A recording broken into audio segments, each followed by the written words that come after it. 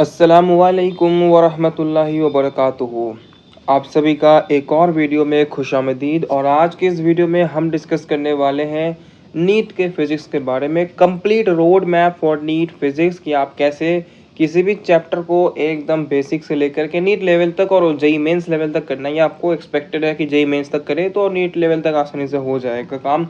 तो उसकी बात अपन आज करने वाले हैं। पूरा रोड मैप, एक चैप्टर को कैसे आपको स्टार्ट करना है, कैसे एंड करना है, कैसे रिवाइज करना है, सब कुछ की बात करेंगे। यानी कंप्लीट रोड मैप और the most detailed road map for 180 on physics. तो चलिए बात करते हैं सबसे पहले रिसोर्सेज की। ये बहुत इंपॉर्टेंट है क्योंकि फिजिक्स में आपको प्रैक्टिस की ज़रूरत है। ऑब्वियसली एक सब्जेक्ट है जो कि बहुत ज़्यादा बड़ा दुख दर्द होता है मैक्सिमम स्टूडेंट के लिए, तो प्रैक्टिस करना ज़रूरी है। ऑब्वियसली सबको पता है कि फिजिक्स थ्योरी भी जितना इंपॉर्टेंट है उससे कई ज़्यादा इंपॉर्टेंट उसका प्रैक्टिस करना होता है। तो सबसे पहले प्रैक्टिस ऐसा नहीं कि चाहिए एडवांस ईरोडो वगैरह करना है, जितना आपका सिलेबस कहता है, एनटीए कहता है कि इतना आपको करना है उतना ही करना है। सो इसीलिए बहुत इंपॉर्टेंट हो जाता है कि रेलिवेंट क्वेश्चंस का प्रैक्टिस करना। रेलिवेंट, ओके, उठ पटांग क्वेश्चंस के प्रैक्टिस करने से कुछ नहीं होने वाला। तो सबसे पहले रिसोर्सेज बहुत इंपॉर्टेंट है।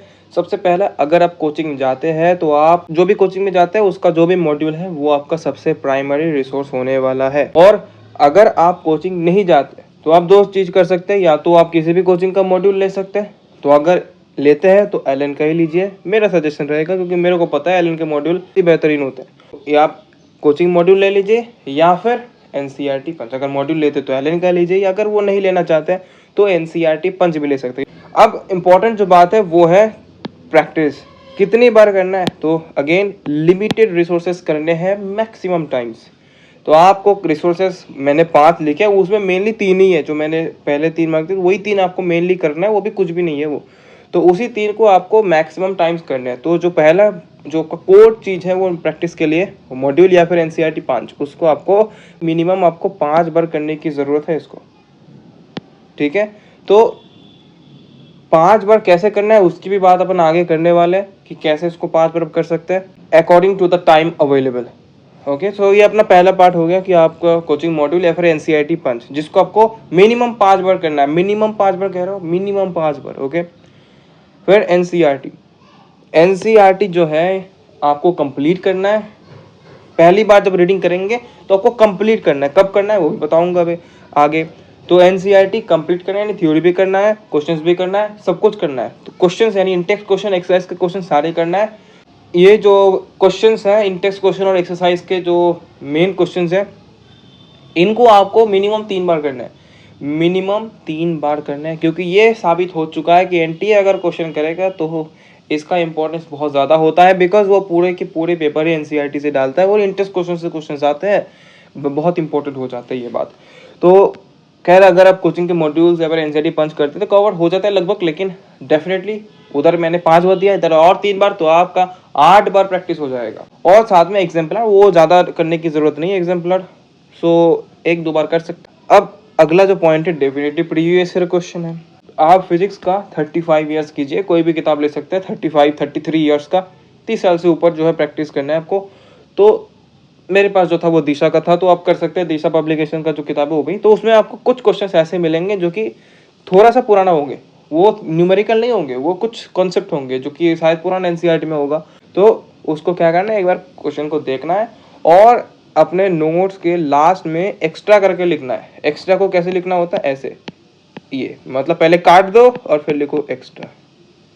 यानी ये चीज़ इंपॉर्टेंट नहीं है, काट दो है ना, और फिर एक्स्ट्रा भी है। तो ऐसे आप याद रखें कि इसको बहुत ज़्यादा इंपॉर्टेंट बात नहीं है, टाइम मिले तो इसको रिवाइज करना है।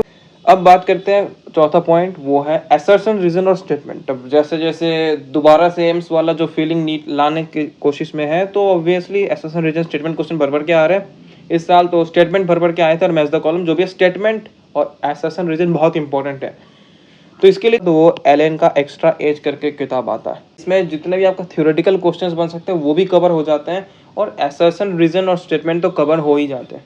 तो ये अपना असर्शन रीजन का किताब ये हो जाएगा, बहुत ही पतली सी किताब है ना। फिर अगर हम बात करें थ्योरेटिकल क्वेश्चंस की, तो अगेन थ्योरेटिकल क्वेश्चंस कोई बहुत इंपॉर्टेंट नहीं हो जाता है। नीट फिजिक्स की बात करेंगे, कुछ ही आता है और वो भी ना के बराबर ही है। थ्योरेटिकल क्वेश्चंस की बात करिए, जो एडी करंट है, तो एडी करंट का जो यूजेस है, अब कुछ यूजेस एनसीईआरटी में मेंशन है, तो वो होता है थ्योरेटिकल क्वेश्चन, ठीक है। वो न्यूमेरिकल तो है नहीं, थ्योरेटिकल। तो बोल देंगे कि कौन सा जो है एडी करंट के यूजेस नहीं है, तो ऑब्वियसली पता होना चाहिए आपको जितने भी एग्जांपल्स एनसीईआरटी में गिवन है। तो ऑब्वियसली इसके लिए आपको एनसीईआरटी पढ़ना पड़ेगा, एनसीईआरटी पढ़ना पड़ेगा, उससे बाहर तो कुछ आएगा नहीं। तो एक तो एक्स्ट्रा एज तो वो कवर कर ही लेगा। दूसरा जो है ऑब्जेक्टिव 1 और ऑब्जेक्टिव 2, ये कॉन्सेप्चुअल जो थियोरेटिकल क्वेश्चंस आते हैं, conceptual theoretical questions. Theoretical questions भी दो तरीके का होता है, एक जो कॉन्सेप्ट पे ही बेस्ड होता है लेकिन उसमें कोई न्यूमेरिकल वैल्यू नहीं होता, वो कॉन्सेप्ट टेस्ट कर रहा है। दूसरा जो कि एकदम फैक्ट बेस्ड क्वेश्चन, तो फैक्ट बेस्ड, जैसे मैंने अभी बताया कि एडी करंट कहाँ पर काम आता है, फैक्ट बेस्ड क्वेश्चन है। तो fact based question obviously NCERT से ही करना है, उससे बाहर कोई फैक्ट आपको पूछने वाला नहीं है। और जो एचसी वर्मा है उसका ऑब्जेक्टिव 1 ऑब्जेक्टिव 2 उस कॉन्सेप्चुअल क्वेश्चंस के लिए आपको करना है, ठीक है, कॉन्सेप्चुअल थियोरेटिकल क्वेश्चंस के लिए। तो एनसीईआरटी में जो फैक्ट बेस्ड क्वेश्चन है वो एनसीईआरटी में आपको करना है। तो जब आपने पहली बार एनसीईआरटी पढ़ा तो आप उस बार तो आपको डिटेल्स में एनसीईआरटी कंप्लीट करना है, जैसे मैंने बोला उसका थ्योरी पढ़ना है, क्वेश्चंस करना है, क्वेश्चंस को मिनिमम 3 बार करना है। लेकिन जब आप रिवाइज करेंगे, रिवीजन के दौरान जो थियोरेटिकल चैप्टर्स है उसको आपको थ्योरी भी पढ़ना है, जो यहाँ पर मैंने मोटा मोटा से लिखा है, सॉलिड्स, फ्लूइड्स, ऑप्टिक्स। अब वेव्स को भी आप इंक्लूड कर सकते हैं इसमें, 11th वाला वेव्स है, फिर वेव ऑप्टिक्स और रे ऑप्टिक्स तो ऑप्टिक्स में आ जाता है, फिर इलेक्ट्रोमैग्नेटिक वेव्स, और सबसे इंपॉर्टेंट मॉडर्न फिजिक्स, और उससे भी इंपॉर्टेंट सेमीकंडक्टर। ये दोनों का तो एनसीईआरटी छोड़ ही नहीं सकते, किसी भी तरह से नहीं छोड़ सकते। और हीट ट्रांसफर, ये भी आप थोड़ा सा मतलब जो कंडक्शन, कन्वेक्शन, रेडिएशन, इसका जो बेसिक थ्योरी वगैरह होता है, बेसिक एक्सप्लेनेशन है, एग्जांपल्स है, वो आपको मतलब जो रीजनिंग वाले क्वेश्चंस भी इंपॉर्टेंट हो जाते हैं इस चैप्टर से, तो वहाँ पर अब उस क्वेश्चंस को आप देख सकते हैं, एनसीईआरटी से आपको उसका रीडिंग लगाना है। और बाकी जितने भी चैप्टर्स है इनका तो थ्योरी पढ़ना ही है, मतलब जो ये थ्योरेटिकल चैप्टर्स है, और साथ में कंप्लीटली पढ़ना है, यानी समरी, पॉइंट्स टू पॉइंटर जो भी है, थ्योरी की बात करें, न्यूमेरिकल्स का न्यूमेरिकल्स तो 3 बार करना ही आपको, बस थ्योरी की बात करें तो कंप्लीट थ्योरी पढ़ना है। जबकि बाकी जितने भी चैप्टर बचा हुआ है उसमें जो टेक्स्ट है वो पढ़ने की जरूरत नहीं, बस समरी और पॉइंट्स टू पॉइंटर ये इंपॉर्टेंट हो जाता है, तो इतना ही पढ़ना है आपको बस, ठीक है। ध्यान रखना ये रिवीजन के दौरान है ना, मेन एक बार आपने पढ़ लिया, उसके बाद जब रिवाइज करेंगे तब की बात है कि उस चैप्टर्स के लिए आप कंप्लीट थ्योरी पढ़ेंगे और इसके लिए समरी और पॉइंट्स टू पॉइंटर इतना काफी होगा। अब एक बहुत इंपॉर्टेंट बात है, एनसीईआरटी पुराना और नया, बहुत ही इंपॉर्टेंट बात है, बहुत ही कंफ्यूजिंग बात है। देखिए आपको क्या करना है, एनटीए ने प्रूव कर दिया इस बार कि वो नया एनसीईआरटी के साथ है, वो नया एनसीईआरटी के साथ है, और साथ में ये भी प्रूव कर दिया कि जो पुराना एनसीईआरटी पढ़ता है वो कोई पागल नहीं है। तो आपको उस पर जाना ही नहीं है, आपको नया एनसीईआरटी लेना है। तो नए एनसीईआरटी में आपका जो कोर टेक्स्ट बुक होगा वो नया एनसीईआरटी होगा। अब कुछ चैप्टर्स ऐसे होंगे जो नए एनसीईआरटी में नहीं होंगे और वो सिलेबस में होंगे। नई एनसीईआरटी आपको सिलेबस रिड्यूस करना ही नहीं है ना, सबसे पहली बात तो ये है कि रिड्यूस सिलेबस हरगिज नहीं पढ़ना है। फिजिक्स में A to Z सब कुछ पढ़ना है, A to Z सब कुछ पढ़ना है, कुछ भी नहीं छोड़ना। और उसके बाद भी जो नया एनसीईआरटी है उसमें जो भी चैप्टर्स आपको मिलेंगे, जो भी टॉपिक्स जो कि इस नए एनसीईआरटी में नहीं है, तो उसको आपको पुराना से पढ़ना है, पीडीएफ रख सकते हैं, उतना आपको पुराना से पढ़ना है। और आफ्टर ऑल जो मेन पॉइंट है जो आपको हमेशा याद रखना है कि आपको कॉन्सेप्ट से जाना है, चाहे एनसीईआरटी में गलती क्यों ना लिखा हो। तो देखिए एक बात तो जितना मुझे समझ में आया है मेरे प्रिपरेशन के दौरान, जितना मैंने सीखा है वो ये है कि अगर एनसीईआरटी में कोई गलत चीज़ लिखा हुआ है, जैसे इस बार एटम वाला क्वेश्चन आया था, पुराना एनसीईआरटी में गलत लिखा हुआ था, नए एनसीईआरटी में गलत सही लिखा हुआ था, तो सबसे पहले एनटीए ने सही वाला दिया, यानी नई एनसीईआरटी को फॉलो करते हुए, और फिर जब अपन ने चैलेंज किया तो उसने दूसरा जो पुराना एनसीईआरटी है उसको भी दे दिया। तो यानी वो पहले तो माना कि सही को ही माना, फिर क्योंकि एनसीईआरटी कहता है गलत वाला भी, तो इसलिए वो गलत को भी मान लिया। हो सकता है कि कभी ऐसा वो आगे से ना करे, वो उनकी मर्जी है, लेकिन हमें लॉजिक से चलना, जो सही है हमें उसी को मानना है, जो सही है उसी को मानना है। तो अगर कोई स्टेटमेंट है वो गलत एनसीईआरटी में गिवन है, अगर गलत गिवन है और वो आपका जो एनसीईआरटी में रॉन्ग है, एनसीईआरटी में वो रॉन्ग है, और जो क्वेश्चन है क्वेश्चन में भी वो एग्जैक्टली एनसीईआरटी वाला लाइन आ गया, तो आपको उसको सही मानना है। अगर एनसीईआरटी में कोई चीज़ गलत लिखा हुआ है और वो पेपर में आ गया है तो आपको उसको सही मानना है। और अगर इसका जो करेक्टेड वर्जन है तो उसको तो ऑब्वियसली सही मानना ही है। एनसीईआरटी में गलत लिखा हुआ है वो exactly as it is line आ जाए उसको सही मानना है, और अगर उसी का जो करेक्टेड वर्जन है, जो करेक्ट स्टेटमेंट है वो आए तो डेफिनेटली वो तो करेक्ट है ही सही, उसी को उसको भी आपको सही मानना है। ठीक है, तो आई होप एनसीईआरटी का जो प्रॉब्लम होता है इट इज़ क्लियर। चलिए, तो ये रिसोर्सेज की बात हो गई है, अब बात करते हैं स्ट्रेटेजी के ऊपर। यानी पढ़ना कैसे है, किसी भी चैप्टर को हमें पढ़ना कैसे है। चलिए सबसे पहली आप कोई ना कोई तो लेक्चर देखेंगे, सही, डेफिनेटली कोई ना कोई लेक्चर देखेंगे। अब लेक्चर में या तो सर आपको बोलेंगे कि आप नोट्स बनाइए या फिर बोलेंगे घर जाके बनाना। तो अगर आपका टीचर कहता है कि आप क्लास में नोट्स लिखिए मेरे साथ साथ, तो आपको टाइम देंगे लिखने के लिए। वरना अगर वो कहता है कि नहीं नोट्स बनाओ अभी, तुमको पीडीएफ मिल जाएगा, तुम घर जाके नोट्स बनाओ, तो हरगिज़ वहाँ पर नोट्स नहीं बनाना, क्योंकि नोट्स बनाने से ज़्यादा इंपॉर्टेंट समझना है। तो अगर सर बताने जाएंगे वो फटाफट बताएंगे और तुम पीछे पीछे रह जाओगे, समझ नहीं पाओगे। समझना ज़्यादा ज़रूरी है, नोट्स तुम्हें मिल जाएगा बाद में।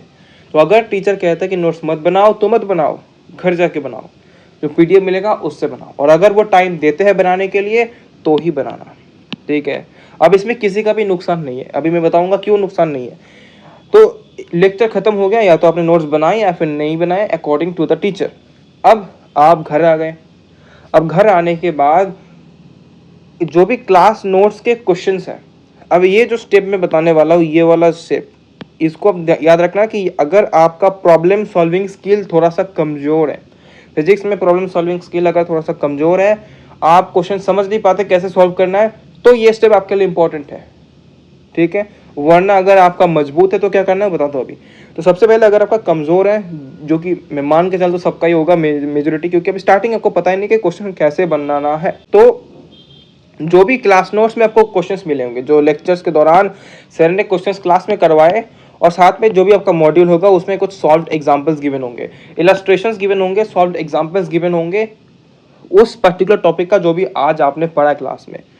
तो सबसे पहले उसको देख के सॉल्व करना है, सॉल्व क्वेश्चंस, और इसको सबसे पहले आपको देख के सॉल्व करना, यानी कि सॉल्यूशन को आपको छुपाना नहीं है, उसको देख के आपको सॉल्यूशन पढ़ना है। पहले क्वेश्चन को पढ़िए समझिए, फिर सॉल्यूशन को पढ़िए और समझिए, फिर बंद कर दीजिए उसको। फिर अगले दिन उसको ना देख कर सॉल्व कीजिए, अगले दिन उसको फिर सुबह जो है उसको फिर हाइड करके, सॉल्यूशन को हाइड करके आप दोबारा से सॉल्व कर सकते हैं। तो इसमें डेफिनेटली टाइम लगेगा, तो इसीलिए मैं कह रहा हूँ अगर आपका प्रॉब्लम सॉल्विंग कैपेबिलिटी जो है वो अच्छा खासा है तो डेफिनेटली स्टेप को स्किप करिए, सीधा आप क्वेश्चन क्लास नोट्स के जो क्वेश्चंस हैं और मॉड्यूल के इलस्ट्रेशन है उसको सीधा सॉल्व कीजिए, बिना देखे सीधा सॉल्व कीजिए, है ना। अगले दिन पे जाने की ज़रूरत नहीं है, सीधा बिना देखे कर सकते हैं अगर आपका स्किल अच्छा खासा है प्रॉब्लम सॉल्विंग के लिए, ठीक है। और फिर अगर आपका कमज़ोर है तो फिर इसे कीजिए, और अगले दिन बिना देखे करने के बाद भी अगर आपका वो नहीं बनता है तो फिर एक टिक लगा दीजिए उसके ऊपर, यानी वो अच्छा क्वेश्चन है, नहीं बना आपसे। अब एक बार ये हो गया, उसके बाद अब अभी मैं उसकी बात कर रहा हूँ जिसने नोट्स बनाया, उसके बाद में नोट्स जिसने नहीं बनाया उसकी बात करता हूँ। तो क्लास नोट्स का आपको रिवीजन करना है। अभी तो आपने प्रैक्टिस किया, जो क्वेश्चंस था उसकी, मतलब जो क्लास नोट्स के क्वेश्चंस थे वो आपने नहीं किया। अब आप उसका थ्योरी पे जाइए, जो भी क्लास में आज का क्वेश्चन को छोड़ करके जो थ्योरी पढ़ाया गया उसको रिवाइज कीजिए। तो उससे क्या होगा, आपको क्वेश्चन यहाँ पे समझ में आया, उसके बाद आप थ्योरी भी पढ़ा, तो ज़्यादा लिंकेज बनेगा इससे। और फिर जब अगले दिन आप दोबारा से इसको सॉल्व करेंगे तो और बेहतरी से शायद आपको कॉन्सेप्ट क्लियर हो जाए। लेकिन ये कोई बहुत बड़ी बात नहीं है, आप इसको एक साथ भी कर सकते हैं कि रिवीजन किया फिर क्लास नोट्स का क्वेश्चन भी किया, ऐसे भी मर्ज करके भी कर सकते हैं। लेकिन ये मेरे को लगता है कि पहले आप क्वेश्चन एक बार कीजिए फिर थ्योरी को पढ़िए, जिससे कि अगले दिन जब आप अटेंड करेंगे तो उसमें आपको आसानी होगा और ज़्यादा क्लैरिटी आएगा। अब अगर आपके पास नोट्स बनाए हुए नहीं है तो आप पीछे नहीं है, अब जब घर आएंगे तो आपको पीडीएफ से नोट्स लिखना है, तो लिखते लिखते जो थ्योरी वाला पॉइंट है वो आपको रिवाइज करना है। अब इसमें फाइनमेंट टेक्निक का इस्तेमाल करना है आपको, और वैसे सबसे इंपॉर्टेंट टेक्निक कि आपको दूसरों को समझाना है, दूसरों को समझाना है कि कैसे आप जो भी आपको समझ में आया उसको दूसरों को समझाना है। यानी कि आपका जो पीडीएफ है उस जैसे पहला टॉपिक है तो टॉपिक लिख दिया, फिर आप याद कीजिए कि क्या क्लास में सर ने पढ़ाया, थोड़ा सा उसको देखिए और किसी को एक्सप्लेन कीजिए। कोई नहीं होगा, आप अपने सामने किसी को इमेजिन करके उसको एक्सप्लेन कीजिए कि ये मामला है, तो फिर आपको समझ में आ जाएगा कि हाँ भाई ये रिवाइज भी हो गया, है ना। तो फिर ऐसे आप थ्योरी को लिख भी लीजिए और साथ में रिवाइज भी कर लीजिए। फिर क्लास नोट्स को अगर आपको कमज़ोर है तो वही करना है, आपको पहले देख देख के लिखना है, फिर अगले दिन छुपा के लिखना है। अगर आपका प्रॉब्लम सॉल्विंग कैपेबिलिटी ज़्यादा है, अच्छा खासा है, सॉल्व कर सकते हैं, देख के समझ में आता है कि कैसे सॉल्व करना है क्वेश्चन को, तो डेफिनेटली आप स्किप करिए, सीधा क्लास नोट्स का जो पीडीएफ है उससे क्वेश्चन लिखिए, फिर अपने आप से सॉल्यूशन को लिखिए, फिर मैथ कीजिए, ठीक है। और अगर नहीं हुआ, अगर आप छुपा के कर रहे हैं, देख के कर रहे हैं, फिर अगले दिन छुपा के कर रहे हैं तो फिर नहीं हुआ, फिर से आप टिक लगा दीजिए, ठीक है। तो आप इसको साथ साथ लिखते लिखते कर देंगे तो आपका कोई खास नुकसान यहाँ पर नहीं होने वाला है। अब दोनों जो नोट्स बनाया नहीं बनाया अब यहाँ पर आएंगे। ये सब करने के बाद आपको होमवर्क मिला होगा, कुछ होमवर्क के क्वेश्चंस मिले होंगे, मॉड्यूल के क्वेश्चन या फिर कुछ भी क्वेश्चंस डीपीपी मिला होगा, तो सॉल्व कीजिए उसको। अब तो थ्योरी भी रिवाइज हो गया, क्वेश्चन क्लास नोट्स के क्वेश्चंस भी रिवाइज हो गए, अब आप जो है जो होमवर्क क्वेश्चन है उसको कर सकते हैं। फिर अगर आपसे क्वेश्चन सॉल्व नहीं होता है तो ऐसा, अब इसमें इंपॉर्टेंट है कि कितना टाइम देना है। तो वो तो आपको पता है ना कि नीट में कितना टाइम देना होता है एक क्वेश्चन के बीच। मैक्सिमम आप 3 मिनट दे सकते हैं। इनिशियली बात करो, नीट की बात नहीं करो यहाँ पर, ये इनिशियली बात करो। मैक्सिमम आपको 3 मिनट देना है। अगर इनिशियल स्टेज में क्वेश्चन सॉल्व नहीं होना है फिर छोड़ देना है। 3 मिनट के बाद भी अगर क्वेश्चन सॉल्व नहीं होता फिर छोड़ देना है। नीट में ऑब्वियसली 3 मिनट, नीट में आपको 1 ही मिनट मिलेगा क्वेश्चन सॉल्व करने के लिए। मैं इनिशियली बात कर रहा हूँ क्योंकि अभी आपका प्रॉब्लम सॉल्विंग स्किल नहीं है। तो इनिशियली जब आप क्वेश्चन प्रैक्टिस कर रहे हैं, किसी इनिशियल चैप्टर का इनिशियल क्वेश्चंस प्रैक्टिस कर रहे हैं, तो उस वक्त अगर क्वेश्चन नहीं बनना है तो मैक्सिमम 3 मिनट दे सकते हैं आपको, वरना आपका टाइम लॉस होगा। उससे ज़्यादा देंगे तो टाइम लॉस होगा, उससे ज़्यादा नहीं देना है। और इनफैक्ट 3 मिनट भी 2 मिनट ज़्यादा है, 3 मिनट मैक्सिमम दे सकते हैं, बिगिनर है तो ठीक है। फिर उसके बाद भी क्वेश्चन नहीं बनता फिर लगा लीजिए, एक टिक लगा लीजिए, क्योंकि यानी अच्छा क्वेश्चन है। आपने क्लास नोट भी किया, रिवीजन भी किया थ्योरी का, फिर भी नहीं बन रहा, यानी अच्छा क्वेश्चन है आपके लिए, तो आप उसको टिक लगा लीजिए, एक टिक लगाना भी, ठीक है। फिर जो अगले दिन क्लास होगा, जो भी अगले दिन या फिर जो भी नेक्स्ट क्लास होगा आपका उस सब्जेक्ट का, उस टॉपिक का, दोबारा से आप अपने नोट्स को रिवाइज करके चले जाइए, ठीक है। ये हो गया। ऐसे आपका जो है एक चैप्टर खत्म हो जाएगा। ऐसे करते करते आपका एक चैप्टर खत्म हो जाएगा। फिर एक चैप्टर जैसे ही आपका खत्म हो जाएगा, अब क्या करना है? अब आपको एनसीईआरटी पढ़ना है, क्वेश्चंस करना है, तो थ्योरी भी करना है, को ए टू जेड करना है ना, एनसीईआरटी ए टू जेड करना, और एक बार एग्जाम्पलर भी कर सकते हैं। फिर जितने भी क्वेश्चंस टिक मार्क सिंगल टिक वाले क्वेश्चंस थे, यानी एक तो आपका इधर हो गया, इधर, और एक हो गया इधर, तो इन जो सिंगल टिक वाले क्वेश्चंस हैं इनको सॉल्व कीजिए, इनको सॉल्व कीजिए। और अगर अभी नहीं बनता है, अगर अभी कोई क्वेश्चन नहीं बनता तो उसके ऊपर डबल टिक बना दीजिए, यानी सिंगल टिक से उसको डबल टिक बना दीजिए, उसको डबल टिक बना दीजिए, क्योंकि यानी ज़्यादा इंपॉर्टेंट होगा, क्योंकि दोबारा मतलब दूसरी बार भी आपसे सॉल्व नहीं हुआ तो ये इंपॉर्टेंट और हो गया, ठीक है। फिर आप पीवाईक्यूज कीजिए, पीवाईक्यूज कम चैप्टर खत्म होने के बाद ही चल रहा है अभी, तो फिर पूरा पीवाईक्यू किया, लेकिन हम तो हमेशा लास्ट में करते थे, क्योंकि टाइमर लगा के करना पीवाईक्यूज बहुत ज़रूरी है, क्योंकि यही है आपका नीट का क्वेश्चन, इसी को आपको एक्चुअल में करना है, ठीक है।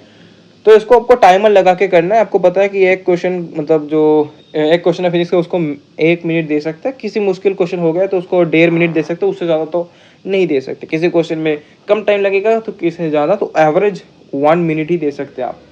फिर इसमें आपको ध्यान रखना है कि एक्यूरेसी ये होना चाहिए मोर देन 98%, यानी जितने भी क्वेश्चंस आप करेंगे तो उसको आपको निकालना है कि कितने सही किया अपन कितने टोटल क्वेश्चंस थे, तो वो 98% से ज़्यादा होनी चाहिए।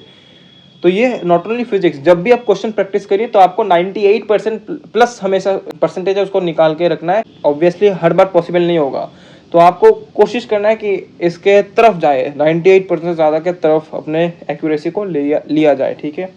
तो टाइमर के साथ स्पीड भी हो गया और एक्यूरेसी भी मेंटेन हो गया साथ में। अब जितने भी पीवाईक्यूज हैं इसमें कुछ सॉल्व नहीं हो पाएंगे तो उसको फिर से एक सिंगल टिक लगा लीजिए। पीवाईक्यूज में डबल टिक लगाने की ज़रूरत नहीं है, क्योंकि पीवाईक्यूज करना है तो पूरा कीजिए या फिर सिंगल टिक। कोई डबल टिक लगाना चाहेंगे तो मतलब लिमिटेड क्वेश्चन हो जाएंगे फिर, तो वो कोई मतलब नहीं है उसका। फिर बनाना है आपको फॉर्मूला शीट। शॉर्ट नोट्स नहीं बोला मैंने, फॉर्मूला शीट बोला है।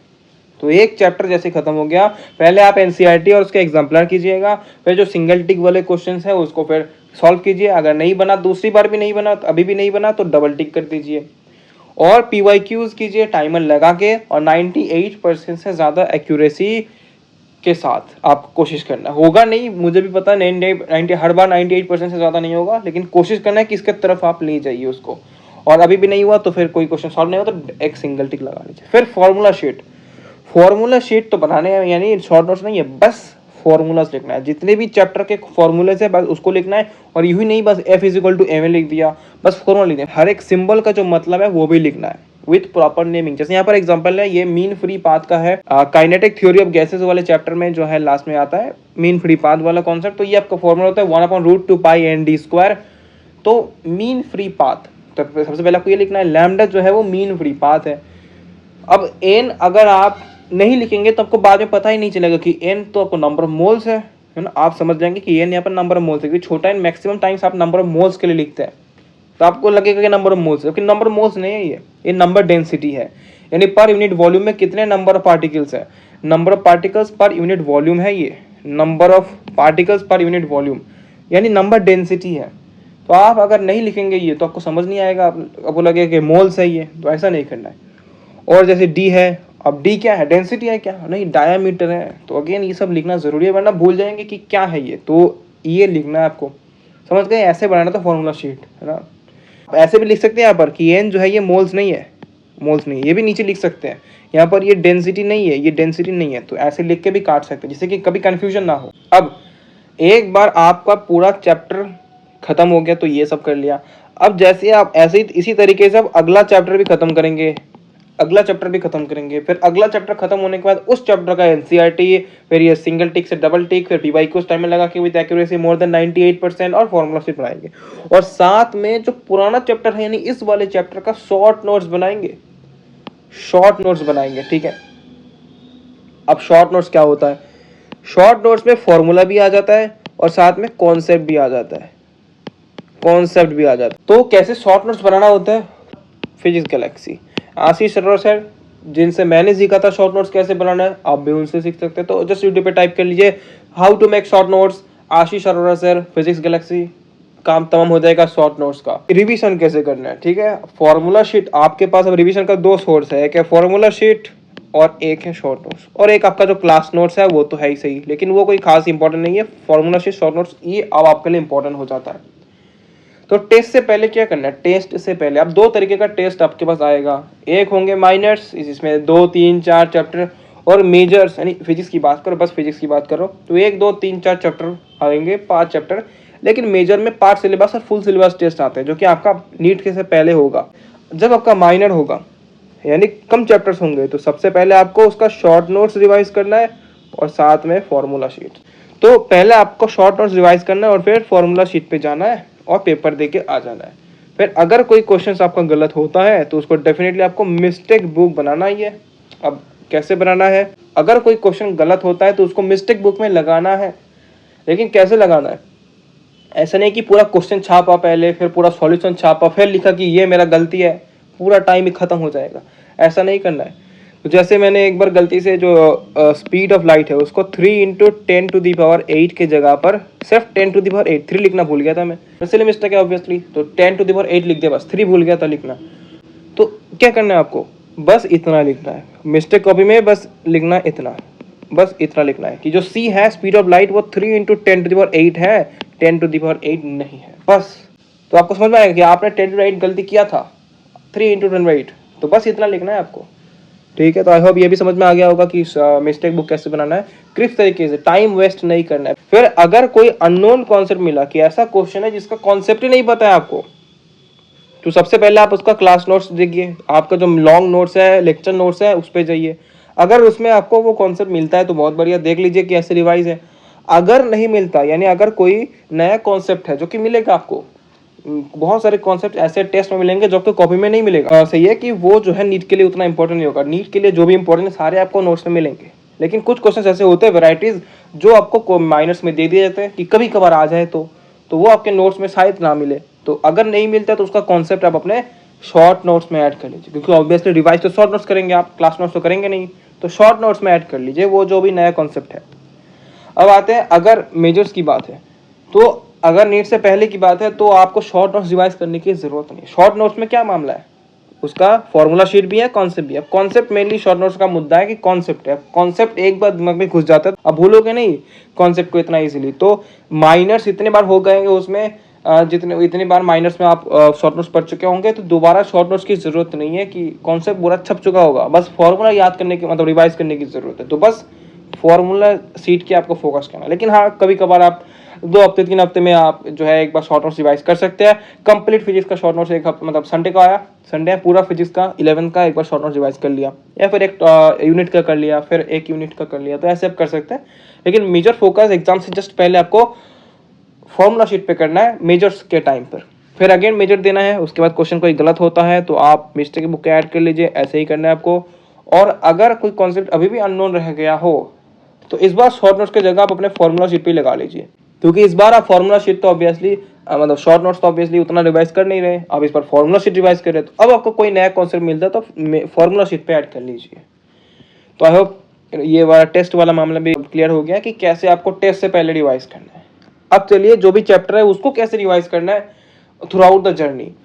तो ड्यूरिंग द ऑनगोइंग लेक्चर्स आपको सारे क्वेश्चंस करने हैं, क्योंकि हर रोज क्वेश्चन सर होमवर्क देंगे, उसको करते करते आपका पूरा मॉड्यूल एक बार खत्म हो जाएगा, यानी उस चैप्टर का पूरा मॉड्यूल एक बार खत्म हो जाएगा। या फिर एनसीईआरटी पंच आप अपनी तरफ से करते रहिए। फिर एक हफ्ते, 2 हफ्ते, 3 हफ्ते, कुछ हफ्ते बाद, 2 हफ्ते बाद, 3 हफ्ते बाद आपको लग रहा है कि मुझे रिवाइज करने की जरूरत है, तो जो भी सिंगल टिक और डबल टिक वाले क्वेश्चंस हैं उनको रिवाइज कीजिए अकॉर्डिंग टू टाइम। यानी अगर टाइम ज्यादा है तो सिंगल टिक वाले, टाइम कम है तो डबल टिक वाले रिवाइज कर लीजिए। फिर कुछ महीने बाद, यानी अब एग्जाम का टाइम नहीं है लेकिन कुछ महीने में हो गया, आपको रिवाइज करने की जरूरत है तो पूरा कीजिए, पूरा क्वेश्चन रिवाइज कर लीजिए। जितना भी मॉड्यूल पूरा क्वेश्चन है चैप्टर का A to Z सब कुछ कर लीजिए, क्योंकि मैंने कहा था आपको 5 बार मिनिमम करना है। एक बार हो चुका है, अभी भी आपको 4 बार तो कम से कम करना है। तो ऐसे ही आपको महीने बाद, कुछ महीने बाद बात करके आपको 4 बार और करना है, क्योंकि एक बार आप पहले कर चुके हैं, 4 बार और करना है, ठीक है। और एग्जाम से पहले तो मैंने बताया कि फॉर्मूला शीट और शॉर्ट नोट्स का क्या करना है, और क्वेश्चंस प्रैक्टिस करना है। तो आप अगेन सिंगल टिक और डबल टिक वाले क्वेश्चन से कीजिए according to time available. Time ज़्यादा है तो सिंगल टिक वाले, टाइम कम है तो डबल टिक वाले कीजिए, ठीक है। तो यानी 5 बार से ज़्यादा ही आपका क्वेश्चन जो है वो प्रैक्टिस होंगे, क्योंकि सिंगल टिक डबल टिक वाले तो हम अनलिमिटेड बार कर रहे हैं, लेकिन सारे क्वेश्चन 5 बार कर रहे हैं, लेकिन सिंगल टिक डबल टिक वाले तो बहुत बार कर रहे हैं ना। तो आफ्टर ऑल आपका बहुत रिविजन हो रहे हैं। तो आई होप ये जो है पूरा रिसोर्सेस और पूरा स्ट्रेटेजी आपका समझ में आ गया होगा। अब अपन बात करने वाले बोनस टिप्स की बारे में। 3 बोनस टिप्स की बात करूंगा और ध्यान से, है ना। आखिरी वाला बहुत ही मजेदार है ना। तो सबसे पहले जेई मेंस के प्रीवियस क्वेश्चन, जैसे मैंने पहले ही बताया कि आपको अपना लेवल जेई मेंस तक रखना है, जेई मेंस से ऊपर नहीं जाना, एडवांस में नहीं जाना है, जेई मेंस तक रखना है, जिससे कि आपका नीट बिल्कुल मस्त हो जाए। तो आप जेई मेंस का PYQs आपको करना है, अभी के सिचुएशन के हिसाब से बहुत इंपॉर्टेंट है। पिछले साल होता तो शायद ना करते तो भी चल, लेकिन इस बार करना जरूरी है। फिर अपन बात करते हैं अगला जो है वो रीडिंग हैबिट। उतना इंपॉर्टेंट नहीं है रीडिंग हैबिट, लेकिन खैर अगर आपके पास टाइम है अच्छा खासा, 1 साल 2 साल है, तो आपको रीडिंग हैबिट के, क्योंकि क्वेश्चन फिजिक्स में कुछ क्वेश्चन हो सकते हैं कि वो बड़ा आ जाए, थोड़ा सा बड़ा आ जाए तो घबरा जाते हैं, पढ़ना है, पढ़ने में ही मतलब पढ़ते तो समझ नहीं आता, क्वेश्चन पढ़ते तो समझ नहीं आता कि क्या होता है। तो अगर ये प्रॉब्लम है तो पढ़ना जरूरी है। रीडिंग हैबिट नहीं होगा तो फिर दिक्कत होगा, और ये दिक्कत आपको MBBS में भी आएगा, क्योंकि उसमें गोल्ड स्टैंडर्ड टेक्स्ट बुक्स पढ़ने होते हैं, मोटे मोटे फॉरेन के किताब पढ़ने होते हैं, तो उसमें ऑब्वियसली रीडिंग हैबिट बहुत जरूरी है। इसके लिए आप अभी से डेवलप कर सकते हैं कि अगर आपके पास टाइम है तो किताबें पढ़ सकते हैं। 2 तरीके की किताबें पढ़ सकते हैं, या तो सेल्फ हेल्प बुक्स जितने भी आते हैं हैबिट्स के ऊपर, टाइम मैनेजमेंट के ऊपर, तो ये किताबें आप पढ़ सकते हैं। और ये तभी पढ़ना जब 2 साल है आपके पास, 1 साल है तो नहीं पढ़ना ये सब। तो आपको क्या पढ़ना है, आपको NCERT पढ़ना है ना। खाली टाइम पे रीडिंग हैबिट के लिए आपको NCERT तो पढ़ना ही है, एक बार तो पढ़ ही रहे हैं, और पढ़िए NCERT, या फिर रेस्निक हेलिडे जैसा किताब जो कि स्टैंडर्ड टेक्स्ट बुक फिजिक्स के लिए है आपका हायर सेकेंडरी लेवल पर, उनको पढ़िए। तो उसका रीडिंग लगिए, जिससे कि फिजिक्स के बेसिस पे फोकस्ड ऑन फिजिक्स आपका जो है रीडिंग हैबिट डेवलप होगा। या फिर उसके अंदर जो लंबे लंबे क्वेश्चन होता है उसको पढ़िए और सॉल्व करने की कोशिश करिए। अब ऐसा नहीं कि जे एडवांस का क्वेश्चन खोल लिया, इतना बड़ा बड़ा क्वेश्चन उसमें होता है तो वो नहीं पढ़ना है, आपको नीट लेवल पे रहना है और थोड़ा सा क्वेश्चन प्रैक्टिस करने का, क्वेश्चन पढ़ने का जो हैबिट है उसको डेवलप करना है। तो इससे क्या होगा, आपको लाइफ लेसन भी मिल जाएगा अगर आप सेल्फ हेल्प बुक्स पढ़ते हैं, और साथ में MBBS का स्टैंडर्ड टेक्स्ट बुक पढ़ने का आदत भी लग जाएगा, ठीक है। ये कोई बहुत इंपॉर्टेंट बात नहीं है, क्योंकि नीट में क्वेश्चन उतना बड़ा भी नहीं आता है कि आपको समझ नहीं आया, ये एडवांस के लिए काफ़ी इंपॉर्टेंट हो जाता है ये। अब सबसे इंटरेस्टिंग पॉइंट अब आने वाला है बोनस टिप में, कि कुछ ऐसे कॉन्सेप्ट्स होते हैं जो काफ़ी इम्पॉर्टेंट भी है और साथ में खतरनाक भी है, इम्पॉर्टेंट भी है और आपके लिए सबसे डरावनी टॉपिक्स भी होते हैं। तो ये टॉपिक सबसे पहले मैं बता देता हूँ कि ये जो पॉइंट है उनके लिए हरगिज़ नहीं है। जो भूतों से डरते हैं तो ये पॉइंट हरगिज़ नहीं, उल्टा एक्शन हो सकता है आपके ऊपर, है ना। तो भूतों से डरते हैं तो हरगिज़ ऐसा नहीं, लेकिन पॉइंट रखते हैं कि भूत कुछ नहीं होता, भूत मुझे डराएगा मैं तुझे डराऊंगा, तो ऐसे जो भी रखते हैं पॉइंट अपना, तो वो उसके लिए इम्पोर्टेंट है। तो वो अपना जो भी फेवरेट घोस्ट है, एनाबेल हो जाए, नन हो जाए, खतरनाक वाला एग्जॉर्सिज्म वाला जो घोस्ट है वो भी रख सकते हैं। तो जो फिजिक्स के लिए हर एक सब्जेक्ट में वैसा कर सकते हैं आप, जो भी न्यूमेरिकल वाला सब्जेक्ट है, फिर जो भी सब्जेक्ट है आपका, तो फिजिक्स के लिए आप कोई सा भी एक भूत उठा लीजिए और उसको फिजिक्स के लिए असाइन कर लीजिए कि ये अपना फिजिक्स वाला भूत है। अब कोई भी कॉन्सेप्ट हो जो इम्पोर्टेंट है या फिर थोड़ा सा डरावनी है, मतलब आपको उसको पढ़ने का मन नहीं करता है, तो उसके ऊपर जस्ट जैसे एनाबेल था मेरे लिए फिजिक्स के लिए, तो अब एनाबेल का ऐसा एक सिंपल सा जो इमेज है वो लगा सकते हैं। अब उससे क्या होगा, देखो आपको अपना डर हटाना है, भूतों का डर नहीं, इस टॉपिक का डर। भूतों का डर तो आपके पास ऑलरेडी हट चुका है, अब भूतों से डरते नहीं है, तो अभी तो आपको भूतों का इस्तेमाल कर रहे हैं इसका डर हटाने के लिए। तो जैसे अगर कोई कॉन्सेप्ट है ये रोलिंग मोशन, अब ये इंपॉर्टेंट भी है और थोड़ा सा मुश्किल भी है। बच्चों को लगता है रोटेशन में रोलिंग मोशन काफ़ी मुश्किल हो जाता है, तो आपको ये जब रिवाइज करना है तो आप ऐसे रिवाइज करते हैं कि आपको सब कुछ आता है, जबकि आता नहीं है। तो रिवाइज आपको फाइनमैन टेक्निक से करना है और दूसरों को समझा समझा के करना है। तो जब आप रोलिंग मोशन पढ़ रहे हैं, खास करके जो आपके इंपॉर्टेंट टॉपिक्स है और आपका डरावना टॉपिक्स है, उसको जब आप रिवाइज करेंगे उसको बार बार आपको खुद को बोल बोल के, यानी दूसरे को समझा समझा के बोलना होता है। तो जब भी आप रोलिंग मोशन पे आएंगे रिवाइज करते करते, तो उसके ऊपर आपका एनाबेल का इमेज दिख जाएगा। तो वो दिखते ही आपको लगेगा कि तो मुझे डरा रहे हैं, है ना, तो मुझे डराएगा, इतनी औकात है तेरे में, तेरा औकात नहीं है रे, तू मुझे डराएगा, मैं अभी दिखाता हूँ तुझे, तुम ये टॉपिक मेरे को आता है। तो वो एनाबेल, ये रोलिंग मोशन ही एनाबेल का इमेज आपको दिखा रहे हैं कि वो डरा रहे हैं आपको। तो आपको एनाबेल से याद रखना है कि भाई तू मुझे नहीं डरा सकता, मैं अभी दिखाता हूँ, मुझे ये टॉपिक आता है। तो फिर तुम रिवाइज करो कि दूसरों को समझा दो कि ये भाई रोलिंग मोशन होता है, जिसमें नीचे वाला पॉइंट होता है उसका वेलोसिटी 0 होना पड़ता है। तो अगर ये सेंटर मास वेलोसिटी v है, ओमेगा से घूम रहा है, तो नीचे इसका वेलोसिटी आगे v होगा, पीछे r ओमेगा होगा। अगर वो प्योर रेलिंग में जा रहे हैं, यानी उस पॉइंट का वेलोसिटी 0 होना है, तो v is equal to r omega हो जाएगा। तो यानी आप रिवाइज कर लिया, दूसरे को समझा दिया, बताओ एनाबेल को ही समझा दिया कि भाई देख मेरे को आता है, मेरे को आता है, तू मुझे नहीं डरा सकता। फिर जैसे ही आपने एक बार अच्छे इसको पूरी तरीके से सही तरीके से एक्सप्लेन कर दिया अपने आप को या फिर एनाबेल को, तो फिर आपको ऐसे सोचना है कि एनाबेल जो है वो डर गया, वो आपसे डर गया, शर्मा गया। तो इससे आपको मतलब एक फीलिंग आएगा कि हाँ भाई कॉन्सेप्ट क्लियर हो चुका है, एनाबेल डर गया, अब ये टॉपिक मुझे नहीं डरा सकता।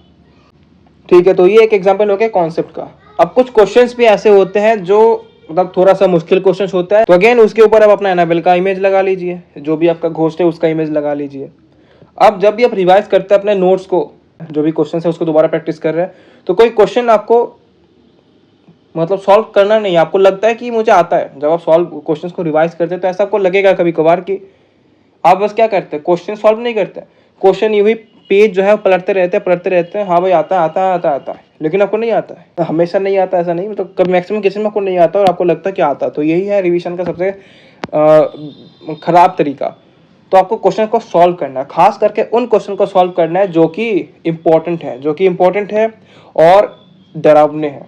ठीक है, तो जब भी आपका आंख उस क्वेश्चन पे जाएगा, आपको दिख जाएगा भूत का सिंबल, कोई भी भूत है उसका सिंबल दिख जाएगा, तो आप कहेंगे तू मुझे घूर क्यों रहे रे, रुक अभी सॉल्व करके बताता हूँ, अभी सॉल्व करके बता, तुझे लगता है कि मुझे नहीं आता, अभी बता दो। तो उस भूत से बदला लेने के लिए आपको क्वेश्चन सॉल्व करना पड़ेगा, आप दोबारा से क्वेश्चन को सॉल्व करेंगे। तो अगर ये नहीं होता तो शायद आप सॉल्व नहीं करते और पेज पलटते चले जाते, लेकिन जैसे आपको भूत का इमेज आएगा, आपको लगेगा कि मुझे डरा रहे हैं, तो मैं बताता हूँ अभी मैं तुमको डराता हूँ, तो अब तुम उस क्वेश्चन को सॉल्व कर लोगे, है ना। दोबारा से कॉपी पेन लाओ और फिर उसको सॉल्व करके बता दो, ये ले भाई मैंने सॉल्व करके दिखा दिया। फिर आपको दोबारा से वो फील होना चाहिए कि एनाबेल जो है वो शर्मा गया, वो डर गया।